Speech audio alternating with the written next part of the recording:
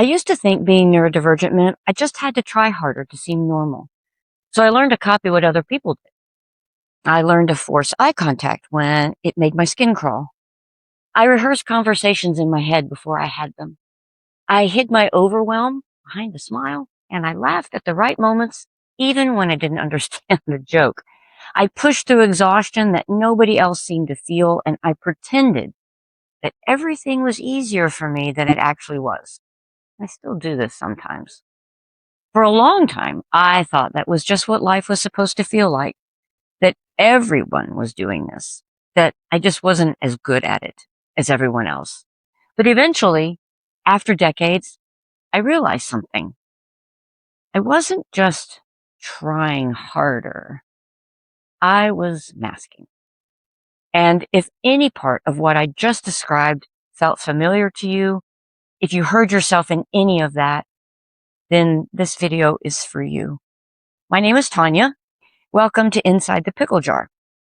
Today we're talking about what real neurodivergent masking looks like and feels like, why so many ADHD and autistic adults learn to do it, and why it can leave you completely exhausted, even when everyone else thinks you're absolutely fine. Let's go inside the jar. Welcome to Inside the Pickle Jar, a podcast where we dive into the wonderfully quirky world of neurodiversity. I'm Tanya Weaver, your friendly neighborhood relationship coach specializing in neurodiverse individuals and neurodivergent myself. So we'll start at the beginning. What is masking?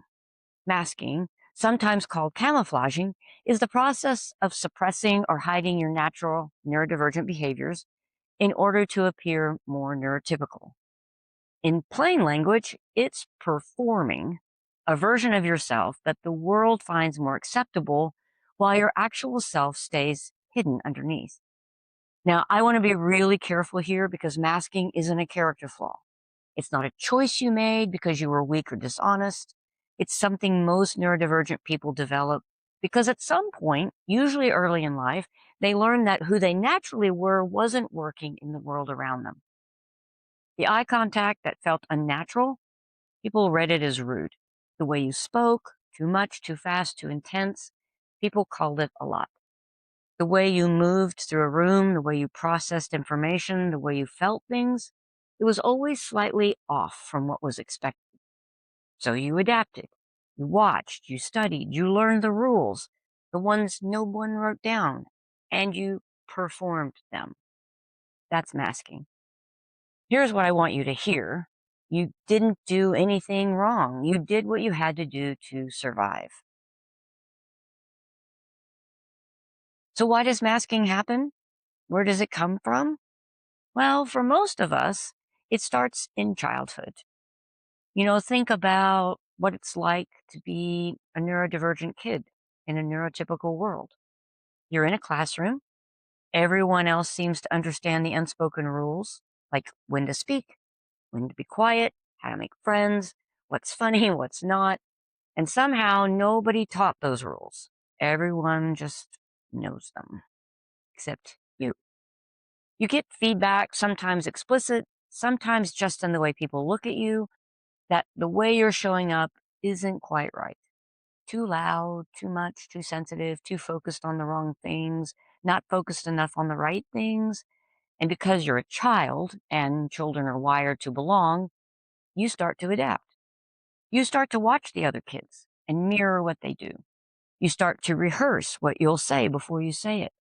You start to suppress the things that get you the wrong kind of attention, like the stemming, the intensity, the honesty, the overwhelm. And over time, this becomes automatic. You stop noticing you're doing it. The mask becomes so integrated into how you move through the world that it starts to feel like just you. So I have these characters. They live in the cabinet behind me, and each one of them represents a different part of the neurodivergent experience. And what I've come to understand is that masking looks different depending on which of these characters are running your brain. I have this character who lives in the cabinet behind me. Her name is Little T. She's a cloth doll who looks a bit like me as a child, and she represents something I think a lot of us carry around without realizing it. She represents the younger version of you, the one who existed before the mask, the one who was just herself before she learned that herself wasn't always welcome. Little T learned to mask early. Most of us did. She watched the other kids and tried to do what they did. She rehearsed what she was going to say before she said it. She hid the things that got her the wrong kind of attention. She performed calm when she felt chaos. She performed confidence when she felt lost. She performed fine when she was anything but. And over time, little T got so good at it that she almost forgot who she was underneath. And I think a lot of us have a little T, a version of ourselves that learn to hide in order to belong. This video and everything I do in this space is for her. Here's something I want to name directly. For a lot of neurodivergent people, masking isn't just a habit, it genuinely feels like survival. Because in many contexts, in school and workplaces and social situations, the cost of not masking has been real. Job loss, relationship breakdown, social exclusion, being labeled difficult or weird or a problem. So the mask stays on, not because you're weak, but because the world has taught you, sometimes explicitly, sometimes just through years of feedback, that the unmasked version of you isn't safe to show. And I think about the neurodivergent adults I work with as a coach. People who are brilliant, creative, deeply empathetic, extraordinarily perceptive, who have built careers and families and lives, and who are exhausted in a way that a good night's sleep never fully touches. Because they've been running two programs simultaneously, the one that's actually them and the one they perform for everyone else. For so long, they don't always remember which is which anymore. And that's the real cost of masking, not just the tiredness, the disconnection from yourself.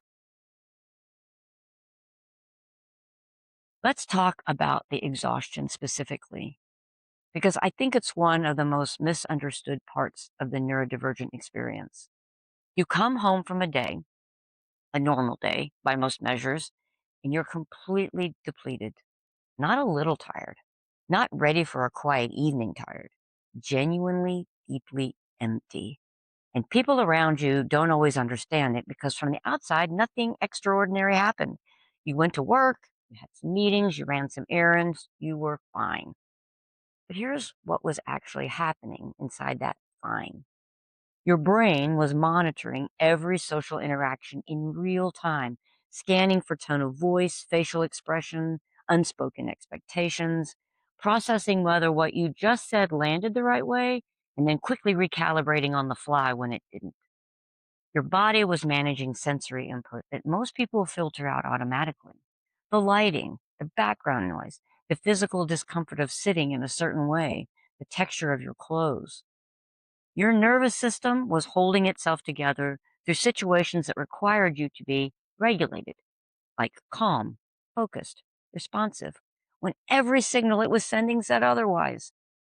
And on top of all of that, you were performing the appropriate facial expression, the right amount of eye contact, the correct laugh at the correct moment, the energy level that says, I'm engaged, when what you actually are, overstimulated and counting down to when you can leave. I call this the masking tax. It's the invisible price of performing neurotypically hour after hour, day after day, year after year, and it doesn't show up on any invoice. Nobody sees it, but you pay it every single day. And here's the thing about taxes, they accumulate. One day of masking is manageable, a week is tiring, a year is depleting, and a decade or more without language for it, without understanding what's happening, can leave you genuinely wondering, what is wrong with you? Nothing is wrong with you. You've just been paying a tax. Nobody told you. So, for many neurodivergent adults, especially those who receive the late diagnosis, there comes a moment of recognition. It might have come with a diagnosis, or it might come from hearing someone describe masking for the first time and thinking, that's me. That has always been me. And that moment is complicated because, on one hand, there's enormous relief. Finally having language for something you've lived your whole life without being able to name, finally understanding why you're so tired in a way that doesn't make sense on paper. But alongside the relief, there's often grief. Grief for the years spent performing a version of yourself that wasn't really you. Grief for the energy spent on something that should never have been required. Grief for the younger version of you who just wanted to belong and had to work so hard to get there. That grief is real and it deserves to be honored. I also want to say this: understanding that you've been masking is not the end of the story. It's actually the beginning of something. Because once you can see the mask, you can start to make choices about it: where to wear it, where to put it down, who in your life is safe enough to see you without it. You don't have to rip it off overnight. You don't have to unmask everywhere all at once. But slowly, gently, you can start to find the spaces where you get to be exactly who you are. That's what the jar is for. So that's what neurodivergent masking really looks like. Not a choice, not a character flaw, not something that you did wrong. A survival strategy that actually worked but cost you, and that you now have a language for.